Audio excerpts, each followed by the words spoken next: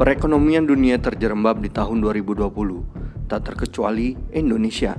Tamu misterius yang kemudian diketahui bernama COVID-19 jadi penyebabnya. Bak kereta cepat Shinkansen, virus langka yang mulai datang pada awal Maret itu berhasil melumpuhkan roda ekonomi Indonesia. Seluruh sektor industri merasakan dampaknya. Industri pariwisata paling telak dipukulnya. Penerapan aturan pembatasan sosial berskala besar yang diberlakukan pemerintah demi menekan angka penyebaran COVID-19 membuat sektor pariwisata mengalami kerugian mencapai 85,3 triliun pada periode Januari hingga Juni. Tak hanya pariwisata, sektor hiburan juga mengalami kendala serupa. Para pelaku usaha pun menjerit karena terus-menerus merugi. Dari sektor olahraga, sejumlah agenda besar harus mengalah karena corona. Olimpiade Tokyo yang sejatinya digelar Agustus mendatang akhirnya harus dimundurkan ke tahun berikutnya. Pun demikian dengan pesta sepak bola terbesar di Eropa, Euro 2020, yang harus mundur ke tahun 2021. Di tanah air, kompetisi Liga Indonesia yang baru seumur jagung pun harus turun minum.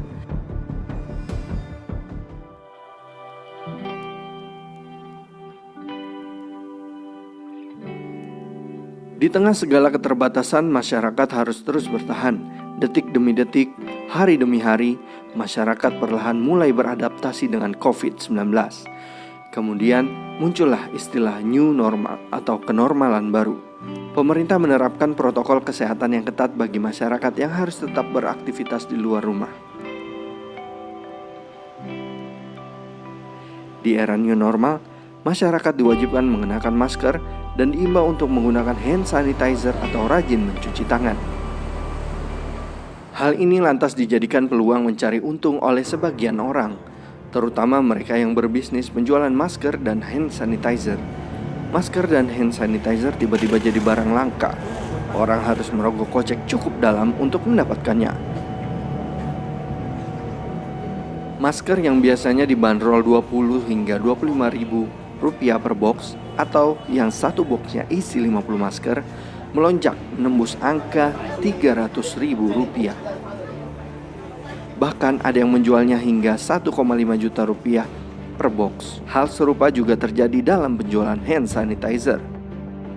Pemerintah akhirnya turun tangan, mulai dari melakukan razia kepada para penimbun, membatasi ekspor, hingga menggandeng UMKM untuk memproduksi masker. Seiring berjalannya waktu, masker kemudian tak hanya jadi alat kesehatan.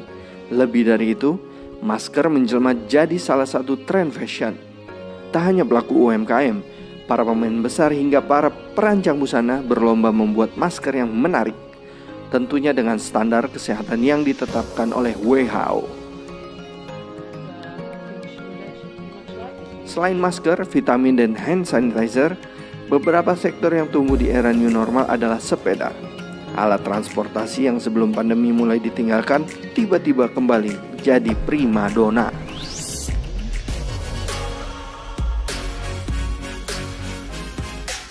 Industri jual beli daring atau bahasa kerennya online shop tak ketinggalan ikut mengeruk keuntungan dari pandemi.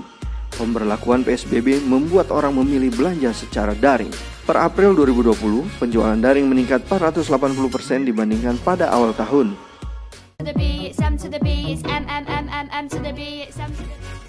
Selain online shop, aplikasi berbasis teknologi seperti Zoom dan TikTok juga ikut booming di masa pandemi. Kedua aplikasi ini tercatat sebagai aplikasi yang paling banyak diakses selama pandemi. Aplikasi virtual meeting Zoom dan semacamnya jadi solusi atas diberlakukannya imbauan di rumah saja oleh pemerintah.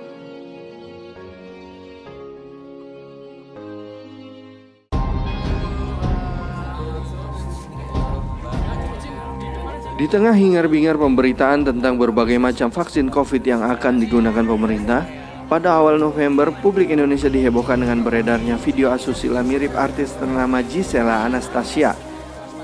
Video syur berdurasi 19 detik tersebut kemudian menyebar secara luas di berbagai platform media sosial. Bagi Giselle, ini adalah kali kedua namanya disebut-sebut sebagai pemeran dalam video syur. Sebelumnya terjadi pada awal Oktober. Selain Giselle, Beberapa artis Indonesia juga sempat tersandung kasus video asusila sepanjang tahun 2020. Beberapa di antaranya adalah Jessica Iskandar dan selebgram Anya Geraldine. Di luar skandal video syur, tahun 2020 ini juga diramaikan dengan kasus prostitusi online yang dilakukan artis FTV, selebgram, model, hingga penyanyi dangdut Indonesia.